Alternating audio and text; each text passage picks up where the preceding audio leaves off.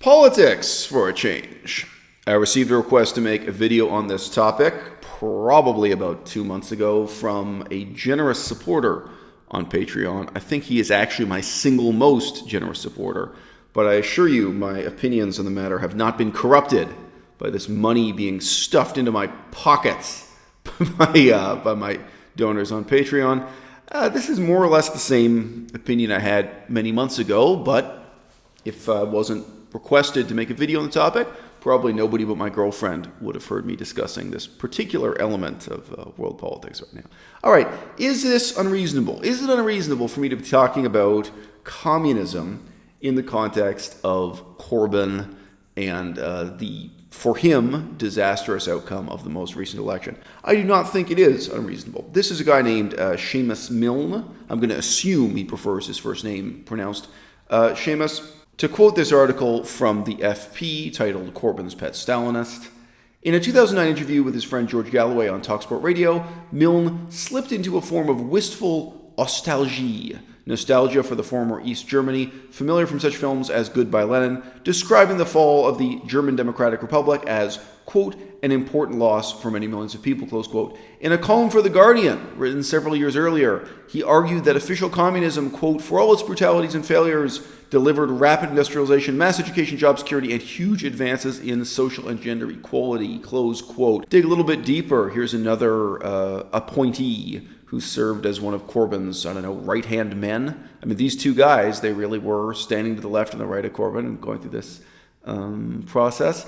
Andrew Philip Drummond Murray joined the Communist Party of Great Britain in 1976, age 18. Well, okay, that's a long time ago. I mean, we were all young once. I mean, some of us have tattoos from when we were 18 years old we might regret. Oh, but keep reading. It's not such ancient history.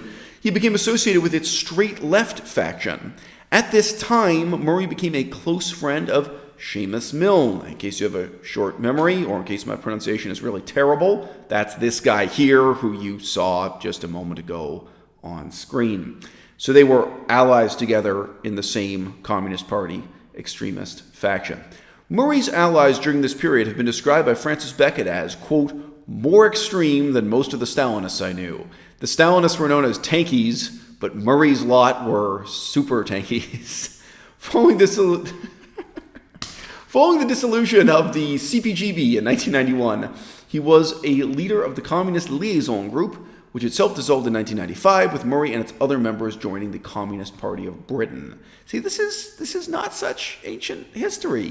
Even though communism was a failure, and each one of these specific communist parties was a failure, he just keeps at it. He's indefatigable in his commitment to communism. And this is not moderate communism, this is communist extremism. Murray served on the Communist Party of Britain's Executive Committee from 2000 to 2004 and was an advocate of the party supporting the Respect Coalition in the European and municipal elections that year. He served once more in the party's executive from 2008 till 2011. He told John Harris in 2015, quote, communism still represents, in my view, a society worth working towards, albeit not by the methods of the 20th century which failed, period, close quote. Now you may be wondering, is this just a case of conservative exaggeration?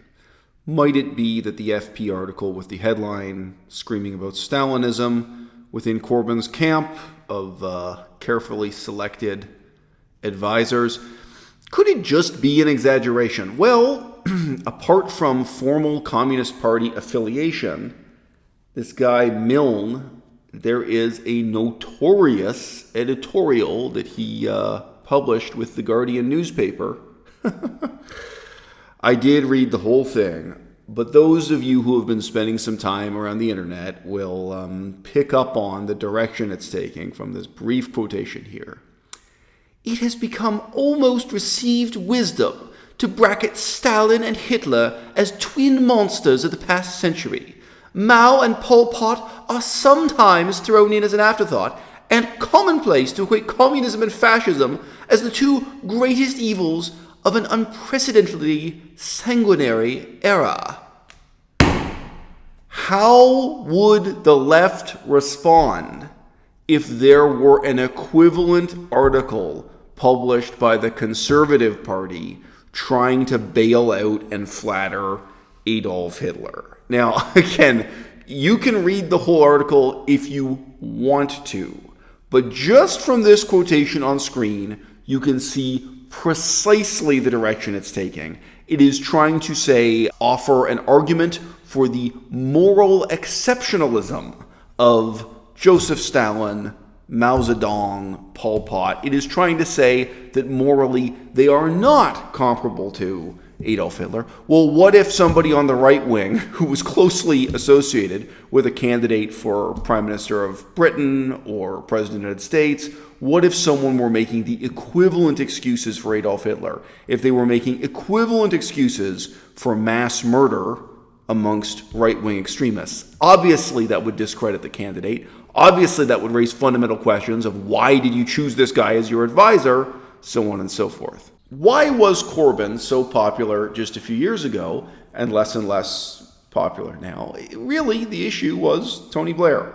Jeremy Corbyn distinguished himself as the one and only voice within the Labour Party who took his opposition to Blair to the logical extreme of demanding that Tony Blair go to prison. And Corbyn was promising that if he were lifted up to become the party leader and possibly become prime minister, that he would actually press criminal charges against Tony Blair. Political power rests not on the perfection of the plans you present, but on the potential for those plans to be implemented. If the public does not perceive your promises as truly actionable, then you're not going to get elected. It doesn't matter how fine they may be, whether in broad outlines or in detail. Quote, is he going to be tried for it?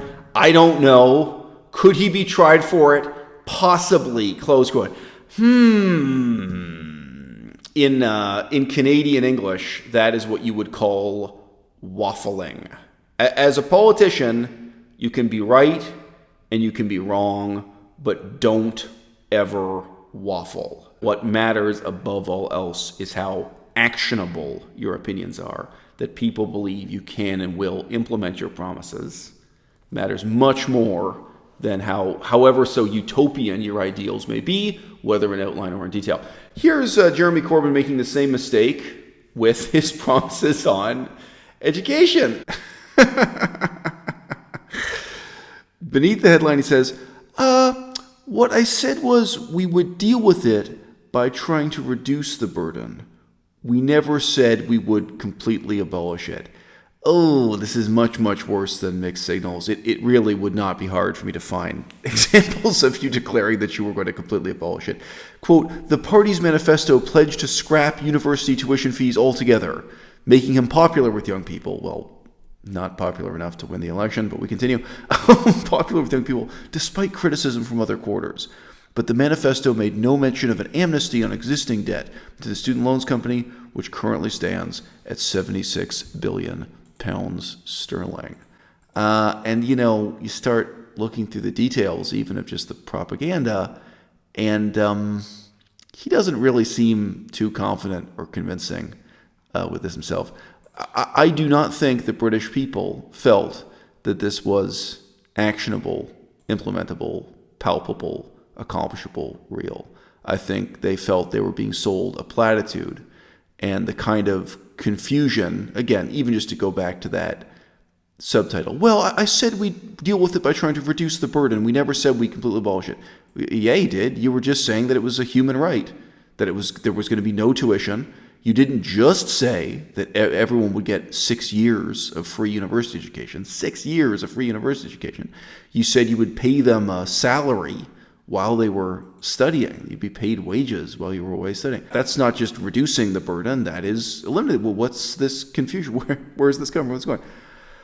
And let's be honest with ourselves, guys. If you have a terrible system of education and then you remove the pricing mechanism, you get an even worse system of education. You would really need profound, systematic, intelligent reform for a new era in which the university system is no longer built around extracting tuition from students. Can it be done? It can be done. But Jeremy Corbyn did not convince the British public that he was the man to do it. But hey, first things last, people. If you have a textbook education in political science, this is all you need to know as to why Jeremy Corbyn lost the election, quite apart from questions of communism, putting Tony Blair on trial, and whether or not any of his election promises to hand out billions of dollars of the free education to the British people. When you look at this map, you're looking at the districts that voted for and against Brexit. Jeremy Corbyn chose strategically to make Brexit the one crucial issue that this election would stand or fall on. And when you look at this map, you can see clearly what that meant was that the only places he could have possibly made progress, the only parts of the United Kingdom where he could have won more seats for his party were Scotland and Northern Ireland. Those are the parts of the map that are colored in, indicating that they voted to remain in Europe, to remain part of the European Union, as opposed to voting to exit. If you know even a little bit about politics in the British Isles, you know that this election was not going to be the election in which the Labour Party dramatically takes over the leadership of Scotland. Scotland has its own very separate set of political preoccupations, including the Scottish independence movement, Scottish Nationalist Party, and Northern Ireland is even more hopeless. Hey, that's debatable. Which one is more hopeless for the Labour Party? In any case, if you have a textbook education in political science, you can look at this map and say, okay, if strategically this was the issue that the Labour Party chose to win on, then this is going to be the issue that they lose on, because there are only some tiny little bits and pieces of England there that wanted to remain and where they could possibly gain a few extra seats, and that did not happen. Jeremy Corbyn, congratulations on eliminating yourself from European politics.